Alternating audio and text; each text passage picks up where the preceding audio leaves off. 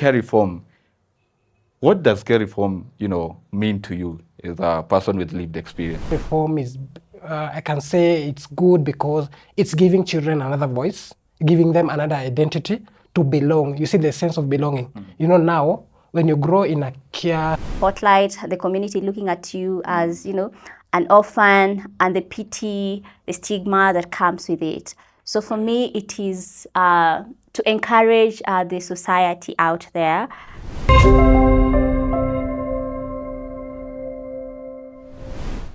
Welcome to another episode of Resilient Voices Podcast, a podcast powered by careleavers, where careleavers lead the conversation. And today, we are marking a very, very wonderful milestone. We are at our episode 10. How amazing. And to dive into this conversation, we are looking at care reform. And I have amazing panelists with me here who are going to help us dive into this conversation. I would like to start with them giving us a bit context of their introduction and why they are here, how they are feeling, and then we can get started.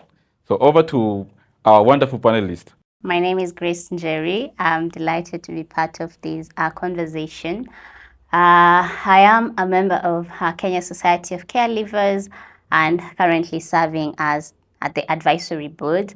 Beyond that, I also work in the care reform space, whereby I train and coach different institutional care to embrace transitioning from residential care to family and community-based care. So delighted so much to be hosted here to have a conversation about care reform. Thank you. Yes. Hello, I'm Kelvin Kinyanjui, a caregiver and a social worker. I'm currently involved in implementation of care reforms. So it's a good opportunity to talk about care reform as KESCA. And as my panelists have said, I think it will be an informative conversation where we dive into care reform from the perspective of a caregiver, what it means care reform to a caregiver. Absolutely. You have actually hit it right, because today's conversation, I want it to be very open and very simple so that our viewers are able to understand care reform from the perspective of caregivers. And before we even start, I want to read us a context, and this is for the benefit of our viewers who are watching so that they understand, because we've been talking about care reform and many still don't understand what care reform is. So the context that I want to read us, looking at Kenya. Kenya is currently, changing on how it looks after children. For many years, thousands of children have been raised in orphanages, often known as children's homes. These places have provided them with shelter and other basic needs. But many still struggle with knowing who they are, feeling connected, and adjusting to adult life. Now, the care reform is coming in, and Kenya has a strategy from 2022 to 2032. The country wants to focus on helping children and young people grow up in families and communities where they can get the love and support that they need. But this is why we are here today, because we don't want to explore care reform. What does care reform, mean to you as a person with lived experience? Care reform means a new dawn, because we are shifting from living in an orphanage to the family setup, to the community. Yeah. So basically for me, it's a shift and a new dawn for the children of Kenya. Wow, wonderful. Yeah. Shishi. Sure. For me, care reform means that there are going to be changes in how children in need of care and protection are going to be cared for. That means currently children are being cared in residential care, normally known as children homes. So it means they will be prioritized to grow up in family and community-based setting. What that means is preventing them from unnecessary separation and placing them to suitable alternative care options. For me, I look at it as, in future, a child who's experienced violence will be able to be prioritized to address the root cause of the violence and not plucking the child out of, that system. So care reform for me is that change, where children will not be pulled out of their own biological families, but be played in family and community-based care setting. Yeah. Wonderful insights, wonderful insights. And I really love where we are saying that, we want every child to be in a family, and the meaning is that this is a shift that has to happen because we've understood that there have been some harms with the care institution or children's home as we've known them. So I just want us to continue exploring into this care reform, and we know at the lead of it, I want us to help our viewers understand. So why, because we're talking now about the shift and care reform now is coming in, why is it important in the child care system? Because we know there has been those, gaps, the systematic gaps that have been there in the care institutions. So why is it important? In care reform, I think it's important because it's changing how children are cared for. Remember, as I started saying, children have been growing in orphanages or children's homes. Here, there's no personalized love for these children, so there's no one-on-one for parent to child. And also, as we know, children lose identity. So I think care reform is, I can say it's good because it's giving children another voice, giving them another identity to belong. You see the sense of belonging. Now, when you grow in a care system or in an orphanage, there's no that personalization. You are 50 children, you belong to one staff who we can call as a mother, while yet now when we shift to going to the community or to the family-based care, children are growing where they have that personalized love. So I think that's why it's important. Care reform is important in the space that we are now, that is Kenya. And also we are catching up with the global. See, globally, there was that shift. So I think it has come at the right time for the children of Kenya. Yeah.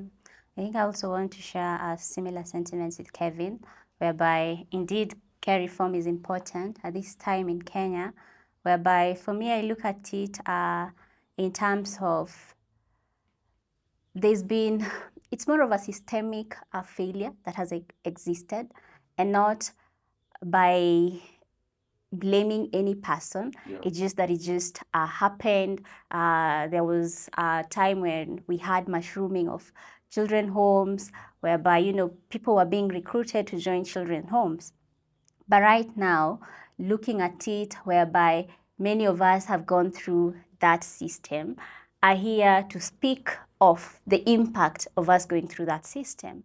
And well, it had the better side that many people say we were educated, we never lacked meals, we were exposed to different opportunities. But then there's this part that people don't like to talk about, the emotional aspect that we were deeply hurt with, losing your own identity, being a Kikuyu and being raised up in the cultural system that is not of your own, speaking a different language, losing your own identity. And when you come of age, most of the time you're sent back home, right? So when you're being sent home, you feel like you lost the touch with your people, with your kids. So you didn't have a good bonding. And in case of any inheritance you had, most of us have been disinherited. You don't feel like you belong to that system. So it is going to be very important, especially for the young people who grew up in these care systems and are still there, that their future will be different from ours. So for me, that's the beauty, that they will not go through the same challenges we are experiencing right now. Yeah, theirs will be much more better. Yeah. Absolutely. I totally love the conversation around identity because, many times we've been talking about identity. And for those who are in the community, and now that you've talked about, being in a children's home, you're provided with the basic support that you need. And, for someone who is out there in the community, feels like children's home is the best place for a child to be. And yes. So I want us to even imagine when you go talk to someone in the community and maybe they've seen a child struggling, and you ask them, this child doesn't have a parent. What will be their first answer? Yeah. So how will you change that mindset in making that community understand that children's home actually is not the best place for a child to be, but indeed these children are supposed to be in a family. I think the same way that you just said, for me, initially before I joined CARE, I was in school and we were attending with children who are from children homes. And I used to admire. They used to have neuter fees, well ironed uniforms, they had warm meals provided. So you used to admire that. And then when I joined it, so I think it switched. I didn't know how, I was like, no, I didn't want to be here. I was now like being on the spotlight, the community looking at you as, an orphan, and the pity, the stigma that comes with it. So for me, it is to encourage the society out there and ask them, if today you die, God forbid, what would you be your first option, to care for your child? Will you take them to an institution that no one there, or you'd prefer your sister, your brother, your mom, your grandma to take care of your child? So those are the perceptions that the society needs to look at, whereby we have been looking at, the distant children from our families. They need to be taken to an institution. But if we came to understand the harm that affects a child when growing up in an institution, then as a parent, and I know most parents will not go for that option, education can be provided, but the damage of being emotionally disconnected with your family, losing your own identity, not feeling like you belong, those emotional harm that you go through while in that institution are quite daunting, and the impact is, what do I say? I don't know. Over to you. Yeah, I think I echo with Grace. Most people from the outside the institution or the children's home, they see children's home as heaven. You see, their children are given everything. For my own scenario, I could be given everything when I was going in boarding school. Yeah. So I have 4 tissues. Even someone asked, hey, 4 tissues? As a man, you have 4 tissues. But now there's the dark side. The dark side where when you are alone, mentally, you feel alone. Mentally, I'm called Kinyanjui. But who is Kinyanjui?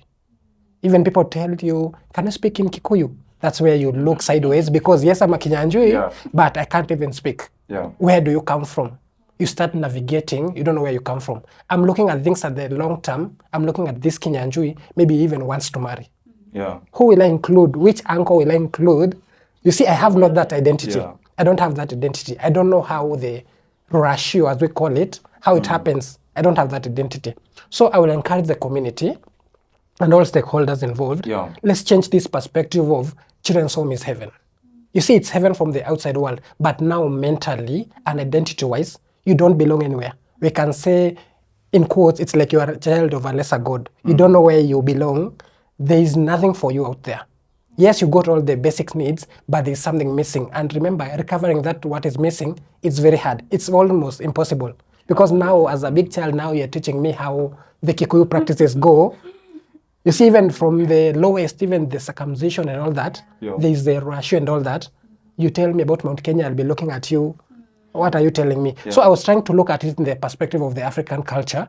In the past, I had a colleague say, they were doing burial.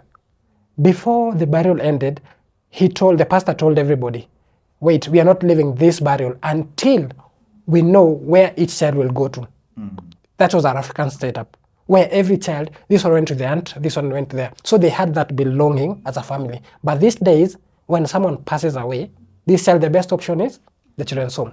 2 years down the line, they don't belong anywhere. There was a shamba that was somewhere. It's gone. So you see, this child will have a lot of psychological issues in the coming future. So I think it's good we decolonize the mind of the society.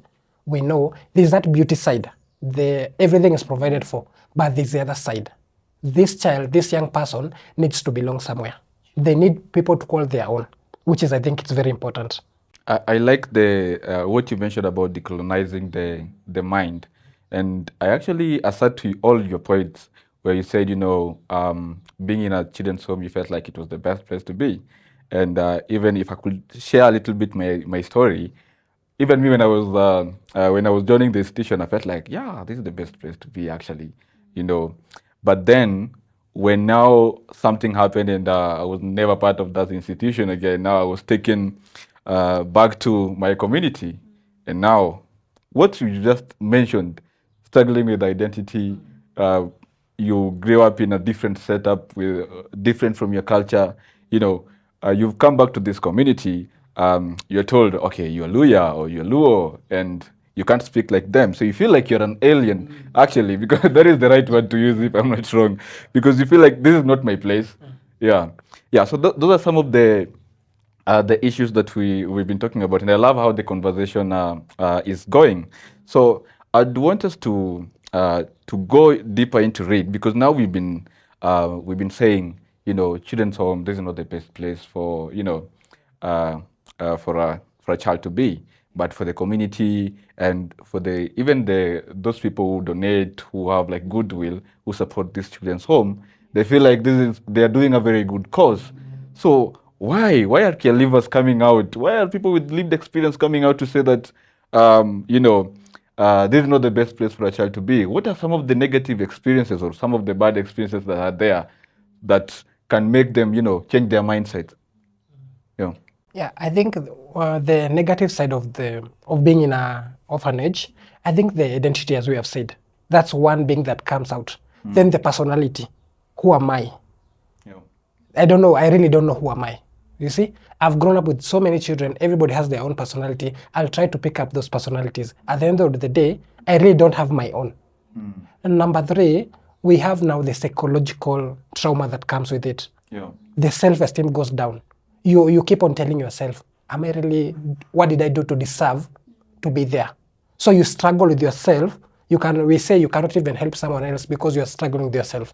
So you're struggling with yourself, asking yourself so many questions. The first one, as I said, I'm a Kinyanjui, yes. But who are the Kinyanjuis? Yeah. Now you see people saying, I have a land in Narok, 3 acres, then you're like, what did I do to deserve to not even own anything? Like if everybody was told go to where you are from, I think you're the only person who remain in Nairobi. Yeah. So I think you struggle with yourself, you struggle with your identity, you cannot even interact with others in a good way. Because when everybody is saying who they are, now you're haunted by your past experience, by where you grew in, by even the experiences while in secondary, in primary, all those. You struggle. Even the basic things like even dating someone, it's a problem because you're asking yourself, where will I take this girl? You see? So I think you struggle with yourself so much, which affects your life ultimately. I love that aspect of you struggle with yourself, because and Shishi, I know now, after now you've struggled with yourself, trying to find yourself. Now you are a young person, who have just left care, and you're out here. You don't know, how to deal with these issues around the harms that institutionalization or being in a children's home cost you. So if you can help us navigate in terms of the gaps of a care leaver, especially after they've stepped out of care, in terms of the life skills and all that. Yeah, maybe you can help us explore on that. Yeah, even before I go to that, Maya, I wanted also to build on to, what Kinyanjui Sure. was talking about. Some of the negative side effects of growing up in a children homes. And I want us to think through an abandoned baby, who is a few days old, has been abandoned, a few years old, has been abandoned, taken into children homes, right? And there, as Kinyanjui had mentioned, this child is going to be taken care of with other 15, 10 other children of that same category or more, right? So there's no specialized care whereby it's one primary caregiver taking care of this child, right? It's several others taking care of this child. And I want to ask or challenge any parent out there. Think of that baby of yours that you have right now, imagine the moments that you share with your baby when breastfeeding, your baby when bathing, your baby when you watch your baby sleep, and those little moments that you treasure. This abandoned child in an institution does not get to experience that. Reason being, it's when a caregiver comes, they're employed and they work in shifts. So you come 8 to 5, from 5 to the next day, someone else cares for this child. So they don't have that constant primary caregiver who a child looks up into, and most of the times these caregivers actually, they leave and go for greener pastures, So as a child, you grow up knowing that you don't know who to call mom, right? Yeah. Do you call the director or the manager as the mom who in a few years will find greener pastures and move, right? The caregiver, it's quite the same. So for you, you don't have that identity, as Kinyanjui is saying, when going up out there, even in schools. You're taught about family structure. What do they say? It's a nuclear family, extended family, and what? Where do you belong? Right? Do you talk about, I belong to an institutional family where we are 100 children and there's mom nani, auntie nani, we just don't belong. And so having this conversation outside, our children homes are quite hard. And as he said, when you're also going to date, how do you tell your other person, so tell me more about your family. What are you going to talk about anyways? Maya, to what you're talking about as some of the gaps that are, so this child has grown up, he's 18 years, now has to go out, he was abandoned, grew up in this institution, and now he ought to face out because by law, any child at the age of 18 years is not supposed to continue staying in these children homes. So they kick you out. Sometimes they prepare you. Other times, you're of age, so you need to be out, right? And you're out whereby you don't have even skills to socialize. The only place you know is these four walls you grew up. Woe to those who did not even attend schools outside. Poleni sana, some of us were able to attend schools outside, so you're able to kind of socialize with others. But this child now is being thrown into it's more of like a wilderness. You're starting afresh. You have to start new connections. So it's quite hard because you don't have even the skills to socialize. The budgeting, it's the first time you're being given like 5K on your own to go do shopping. Haujaifanya shopping. Kazi ilikuwa ni nini? Tunaletewa, si ndio? Yes, thanks to all well-wishers in the community who've been bringing us gifts and clothing. We did enjoy them. But you don't get to go buy unga kujua ina cost how much kufanya budgeting yako. So it was quite a challenge. And as you move outside, you start with those little things. And it's quite hard to even adjust, So, care reform. I think even I can add on. I think even the skills are very important because you find this young girl who lives with a family, the mother will tell her, come today, show you how we can do chapo. The first day they'll appear the shape of a star, but by tomorrow it will be perfected. So you find someone who is from an orphanage, everything was done for them. So while starting life, they don't know how to budget, as you have said. They don't know even to make the basic meals. Maybe they can do one egg with a lot of salt, a lot of oil, 1 liter oil, that's good. So I think it denies children or young persons like us the basics navigating skills, even money, as you have said, even dating, even the basics like cleaning where you live. So I think that there is that harm, as we say about, so it places you in the harm's way that you don't know how to navigate the world. If you are given that 2,000, you don't know that with 2,000, you need tokens, you need to pay bills, and your friend is stuck. And for a person who knows how to survive, the 2,000 will be enough. But for someone who has grown up in an orphanage, maybe you'll think of shoes. Because I was wearing shoes from Canada, now I've seen the shoes that have come out, so I'm doing shoes. You see? I think back to you. Yeah, I think I love that aspect because I know the fear that comes with it, especially now when you're leaving the children's home. And to a point where you always think, as a young person who has just left the children's home, you feel like it's the children's home leaving you, actually, not you leaving the children's home. Because I remember for me when when it happened, and there was issues with the directors and all that, and I found myself out of the institution. That was my first time, being. I heard nowadays they talk about reintegration, being taken back to your family. But for me, I wasn't prepared. And I always thank them actually for doing that, because I came to realize that now in a family, what you've been talking about, the shockers that came with it, now you're told you have to cook. Everyone is busy. They're going to do their households. You have to go to the shamba, and if the families that we are coming from, you have to start hustling when you're very young. So I always said I felt bad when that happened, because I felt like I was chased away. But then after I grew up and with all this experience, I was telling myself, oh, so now this is why I actually even thank them for doing that. I am happy this happened, because I was able to see the true picture of life. And I totally agree to all these issues, because this is what we want the community to understand, and to see why we are, advocating for care reform. So now that we have set the context and people have been able to understand, I know now our viewers are able to, know why we are really advocating for care reform. I want us to just go a bit into the strategy. How do you think it promotes, family preservation and strengthening of the family? Because we've been talking about, the children's home is just able to provide, the basic stuff like education, you getting the food. So care reform is now coming in. How is it promoting family, and how is it strengthening family?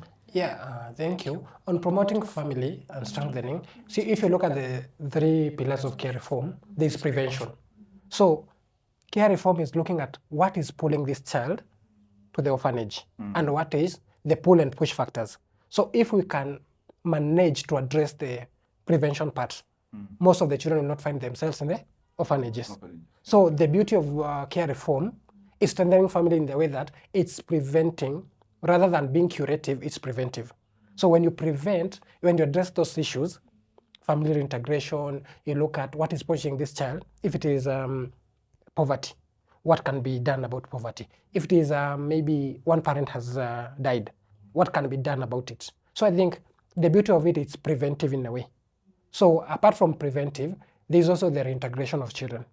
So it's coming to strengthen the family in that these children now can be taken back to the society, where now they can feel like themselves. They are getting that identity we are talking about. Remember, we are so much into identity because that's where everything lies. So when you take this child back home, they gain that identity. So it's strengthening the family, because now I, as a child, I'll meet my cousins.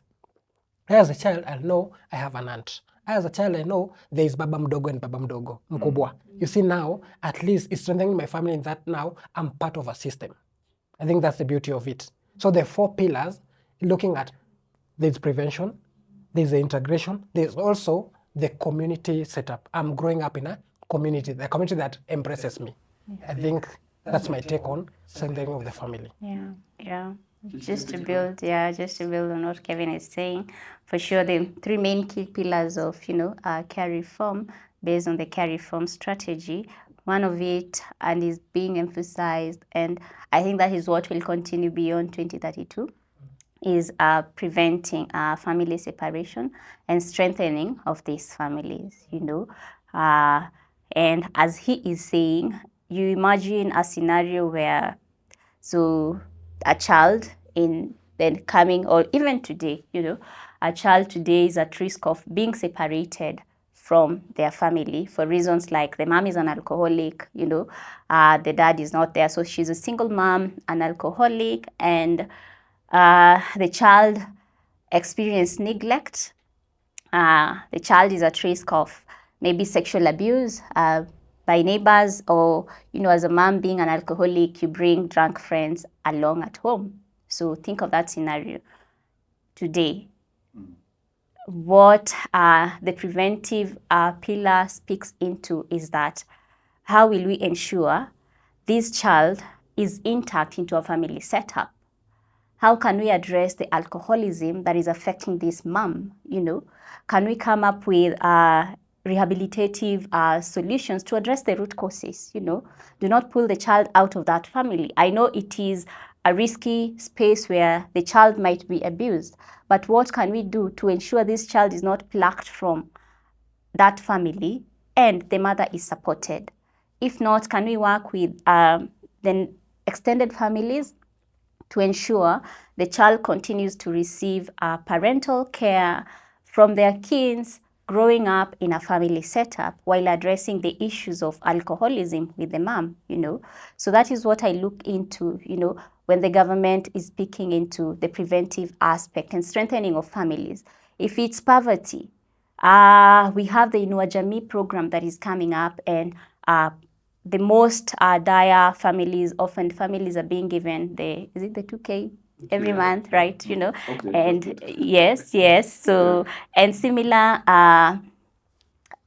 interventions by other organizations, if they come to play, will for sure create a more preventative space for future children, not to be rushed into the easy way out that was children homes.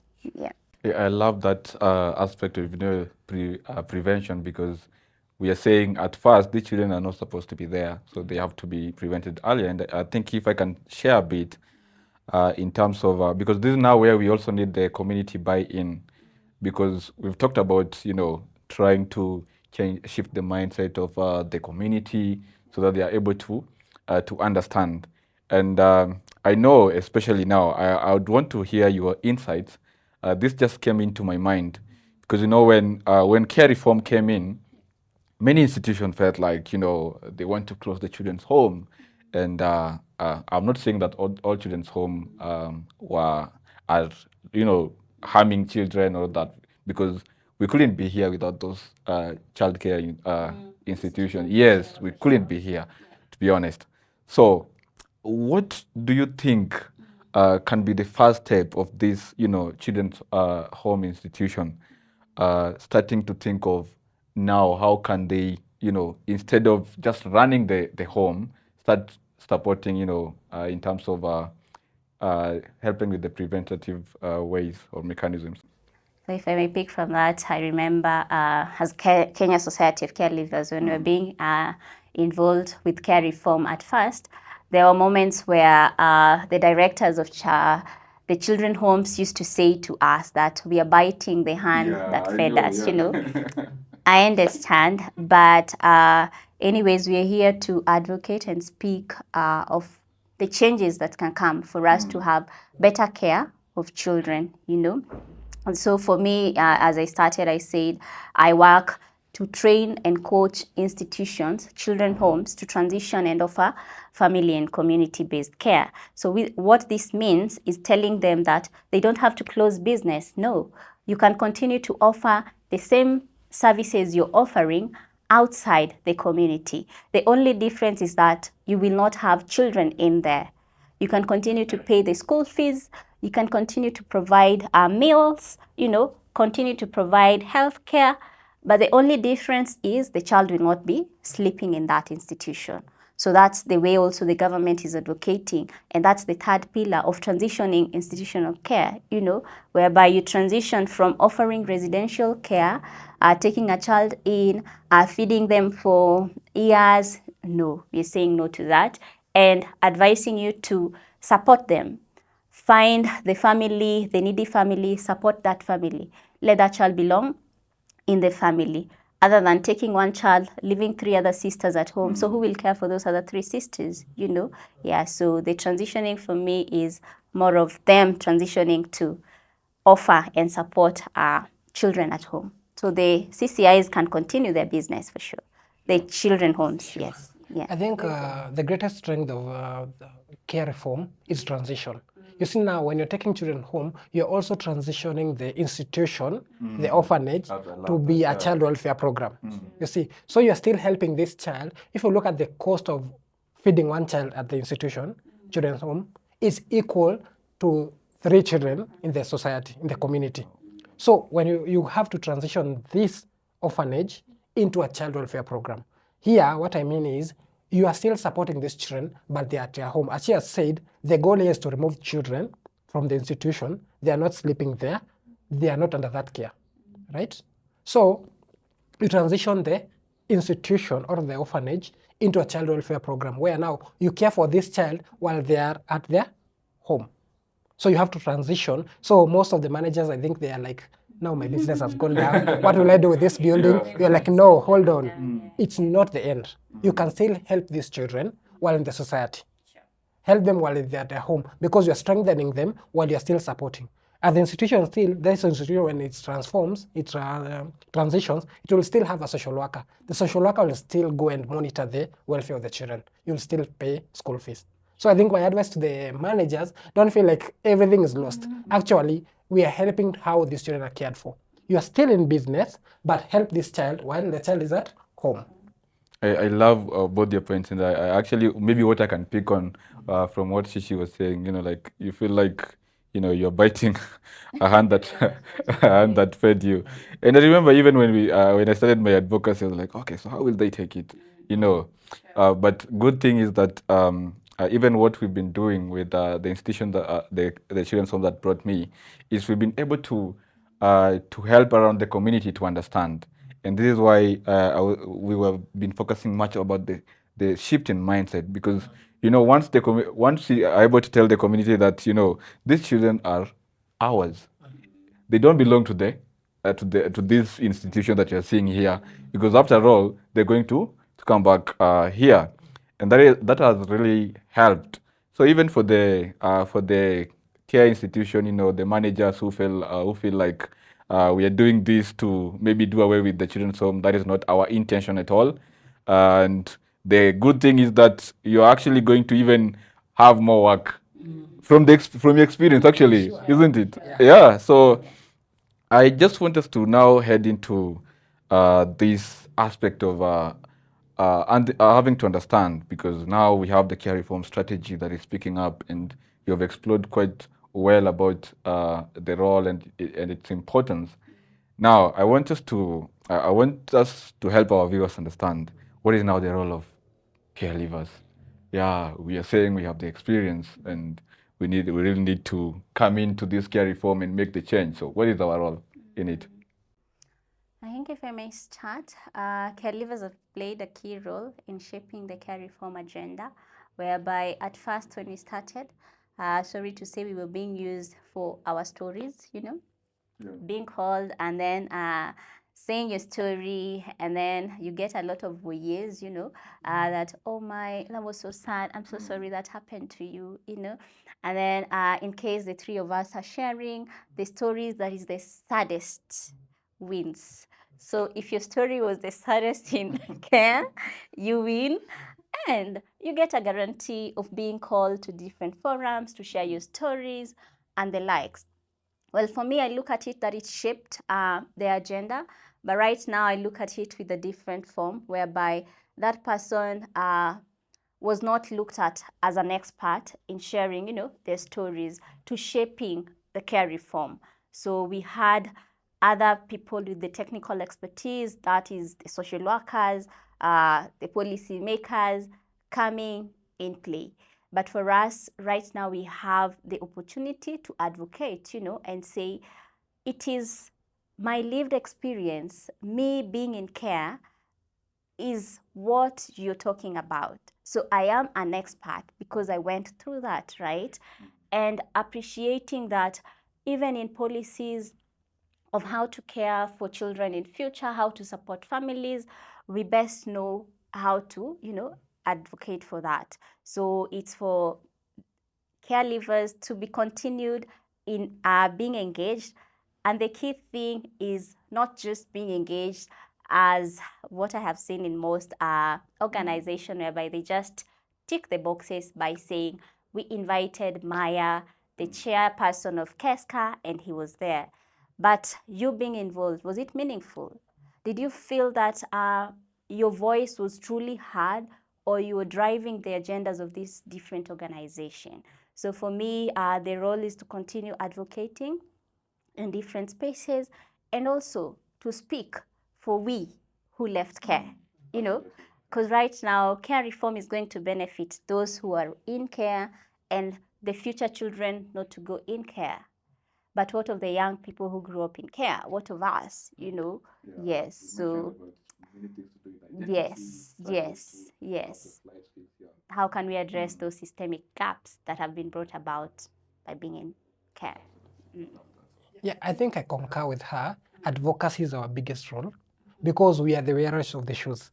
You cannot tell someone who has not worn that shoes, even if you tell them it's so maybe it's smaller than your leg, they can't understand. So we have walked that path so we can better advocate. But as we advocate, what about us who passed that road? Because now we are looking at preventive for the children that are coming in, the ones that are in there to come out. What about us? So I think also our input, we should be involved in giving inputs which will shape the roadmap. So I think our two main roles is our inputs. We give genuine and aspiring inputs, and also advocating. We advocate for care reform. Why? Because I've been through that road. I know how it feels. That child that is there, maybe 2 months old, cannot say. But me and you, we know what we are struggling with. We know at the end of the day, while you're sleeping, you know what you're struggling with. At the time you're closing your eyes, you're like, oh, this Kinyanjui. The only one they know ni aterere. After there, when someone speaks, when you're invited for a show, you go, you hear that deep Kikuyu, you're like, what are they? Even Google can't help you. You're telling to translate for it, can't. So I think we are the wearer of the shoes. So we are better placed at giving insights, not just for the sake of it, but for the benefit of the children of Kenya. I totally do concur with that, and I think maybe in addition, what I can say is that because now we are saying, and I love what you're bringing out, that we are also experts, and when we are being engaged, we should be engaged meaningful, and there's a phrase that is always used. It's very popular. I don't know if it's nothing about us without us. So yeah, when you're talking about care reform, of course, we as care experienced people, we have to be there. And I feel like even to add on what you've said, our other role is to ensure that now that we have these stories that she was talking about, it doesn't have to create those pity parties, but it's to help shift mindset. One of the community that we've been talking about, because we want to have communities where when something happens, loss of parents, or abuse has happened, to a child, we don't want to have that mindset of send this child to a children's home. We want that mindset to shift into, we as a community, how can we take care of this child? And I also know that there's also that aspect of those who have been running the institution and the philanthropists, those who have been giving actually, those who have been happy with our wonderful smiles at the children's home. So our stories are also important to help them understand that actually, what you've been giving to, one is not sustainable and one is not for the best interest of the child as it looks like. So I feel like that is how our voices are also very critical in ensuring that we shift the mindset. And yeah, maybe we can we can make a call to action to government to continue with the process of the care reform strategy and to invest, because we can't do all this without the goodwill of the investment and all that. So I've really loved the conversation, and now I feel like we are getting somewhere, right? Yeah. So what do you feel is the goal of care reform? Now looking at 2032, we have said the government has the strategy up to 2032. So how do you see the care reform in 2032? Will we have shifted? Yeah, the goal of care reform, I think, is to have children grow in their homes. Yeah. With goodwill and change of mind, as you kept on referring, change of mind. I'm seeing a transformed Kenya where children grow in their homes. Children know, if I'm called Akinyi, I know even what Akinyi means. Or in Kikuyu, Nyambura, I think it has a meaning. I will not just call Nyambura because this child was rescued. They were found in Kiambu. Just throw a Nyambura there. And maybe they were born during the dry season. So I'm seeing a Kenya where children have their true identity. As long as there's goodwill and there's a change, the shift of thinking, the children's home is not the best place for the child. Don't think, this child, Nani looks like they might be called in heaven. So we are looking at a children's home somewhere. Yeah. So that shift of mind, with that shift of mind, where now we think positively about the children, we take time to understand care reform also. The society and everybody who is a stakeholder take time to understand what is care reform. When we do that, we have a shift in mind. I'm sure and I trust that every child will belong to a family. Every child will have cousins. Every child will have aunts, not the aunts from the children's home now. Now you have an aunt. Even if your mother is late, there's Mama Mdogo. You see, you're now embraced. So I'm seeing a society where we're embraced. By 2032, we are an embraced society, even for us as caregivers, not just those that are there, even for us, because I believe there are policies that can be made, there are strategies that can be brought out, so that also to embrace us, because remember we are also suffering in our own way, to embrace us, to acknowledge that yes, to validate our feelings. Yes, you are dealing with this. What can we do about it? Not just as you said, we are just there for the photos. Kelvin, come give your insights. Oh, you just hold yourself like this. Then everybody is like, oh, he suffered. No, I want an inclusive society where also we and the children at the homes, now we can feel like we belong in a society that embraces us. Interesting. Yeah. So for me, I think I see the same by 2032, where for sure children will not have to go through what we went through. Family care will be prioritized. A child will be cared for by their families, by the community. And the existing children homes will continue to, offer the services to support families. And now I don't think it'll be called children homes anymore, right? Because yes, anyways, you're being called a children home because you hosted children. But now maybe a change of names, whereby for sure you continue the good work, because I know it has been impactful and you have the good intentions. So it's for you to extend the services to children, and we see our children being cared for in loving families. Yeah.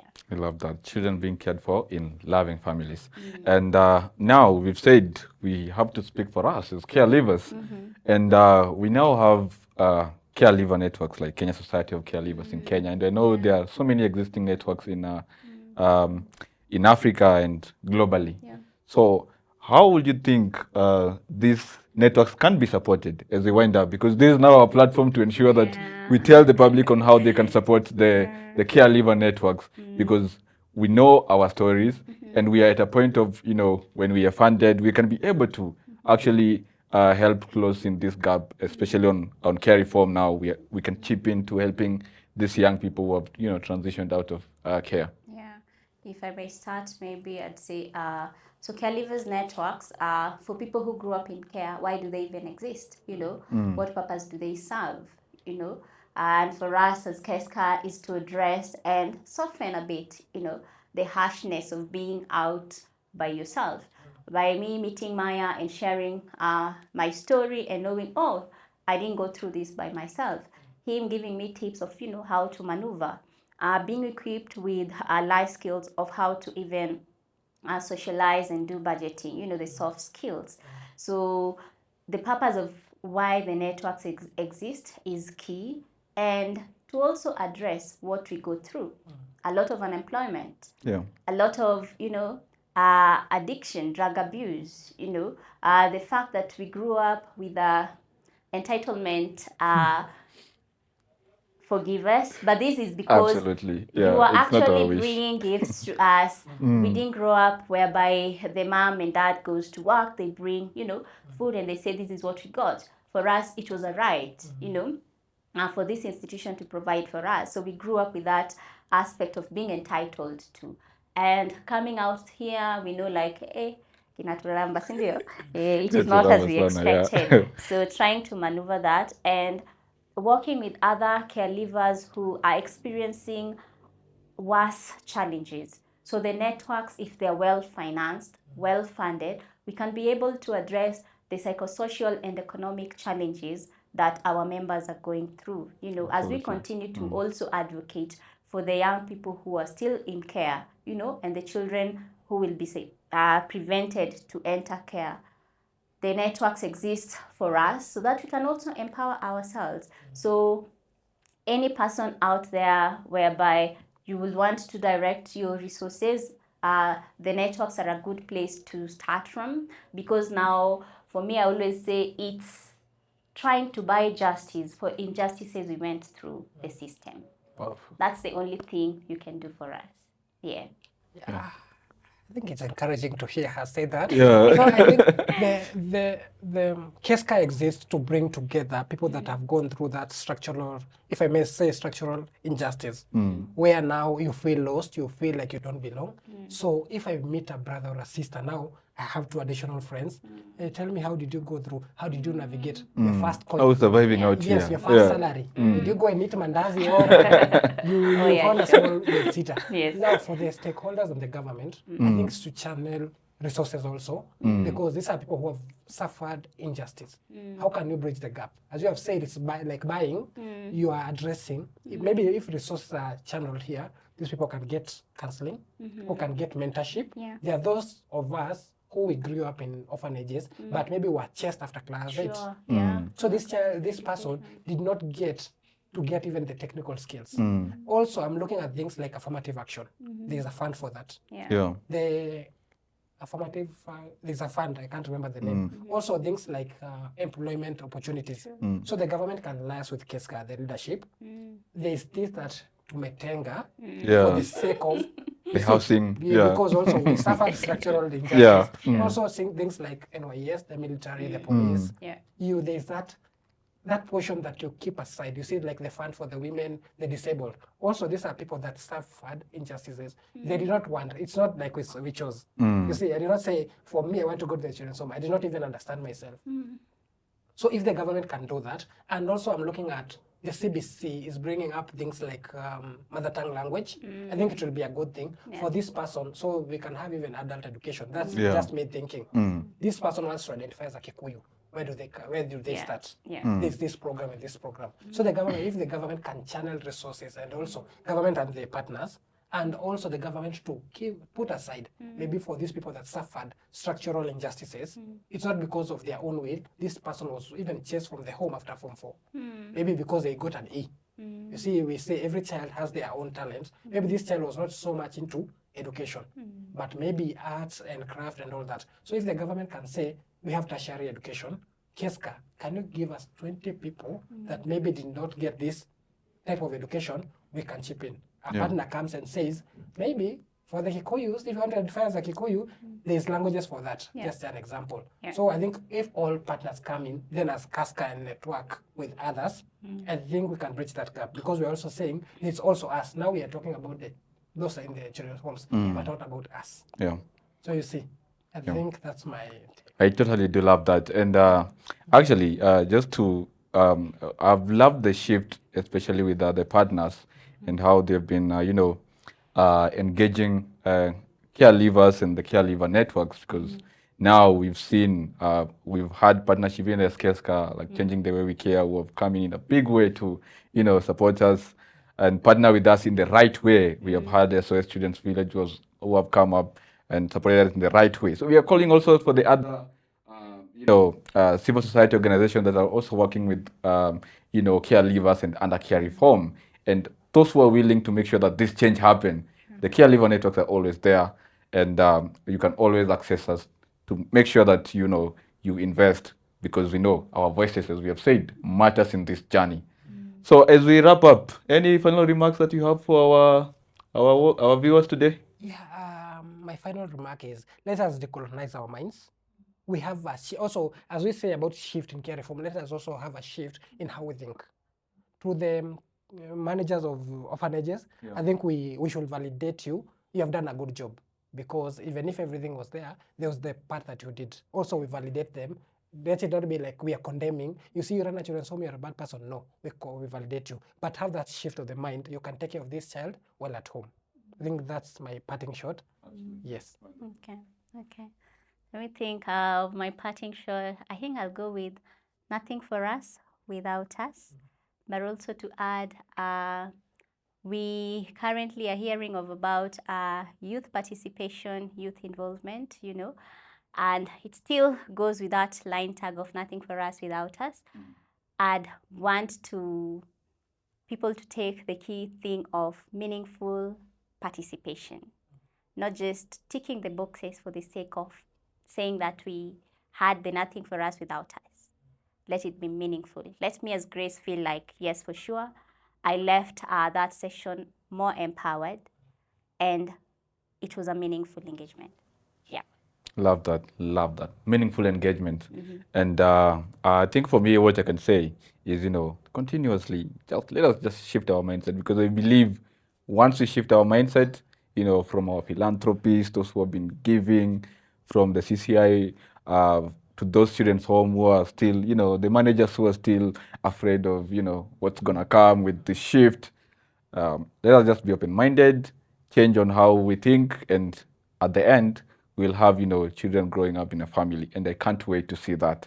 Children being in a community where they, they are accepted and they grow up, culturally, and they feel like they belong somewhere. So I think mine is to thank you. It has been a very powerful conversation, and I believe even the people who are watching can agree to that this conversation has been very powerful. So mine is to call to, if you're watching us today, I mean, this episode, I know it actually made a lot of sense to you. So we are calling on to you to make sure that you hit on that subscribe button. You can't watch on this powerful episode without hitting on that subscribe button, and also hit on that notification bar so that anytime KESCA does a podcast like this, you're able to be notified. But that's all from me. I actually remember that I didn't share my name when I was starting. I have been your host, Bonfas Maya. It was a pleasure having you both. Thank you very much.